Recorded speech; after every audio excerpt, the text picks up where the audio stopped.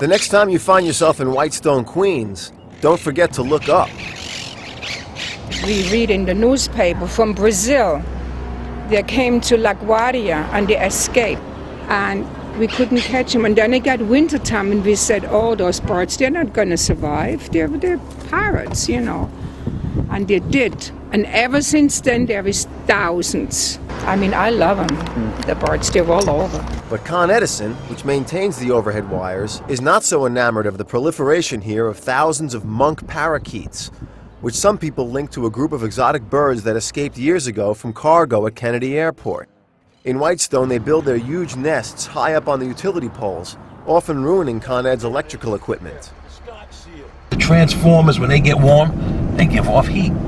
So they get comfortable in there. It's nice and warm, you know, during the cold weather. These things grow every year, man. It's incredible. Like this piece of equipment here, look at that capacitor bank. It's a condominium. It's engulfed. That's a piece of Con Ed equipment. You can't even see it. All you see is the outside transformers, the little transformers on it. Everything else is smothered by the nest. It's not the bird itself. It's when they build the nest around the equipment, okay? Then the nest gets wet and tracks cross phase or it tracks to ground, it explodes. That man up there, Jerry Goodwin, I call him Con Ed's version of George Carlin.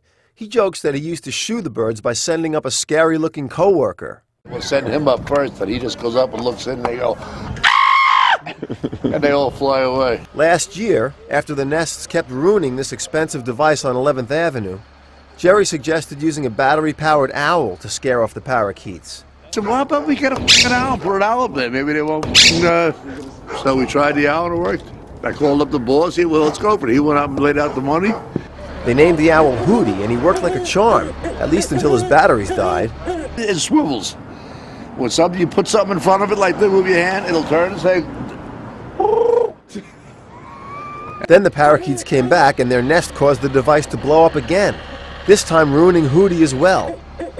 It was almost a year and a half to 2 years that there was no sign of life up there at all. But Hootie was on the prowl. So Sammy went last week to buy a replacement. I noticed it as soon as I see it. Here's old Hootie. The hoot, my head turns. The eyes blink. This is the bad boy right here. The guy remembered me. Remember we went to... Yeah. How are you? Your little brother there. Yeah, Hootie. Sleeping on a job up there. The new Hootie was up only a few minutes when the first of the parakeets flew over to take a look.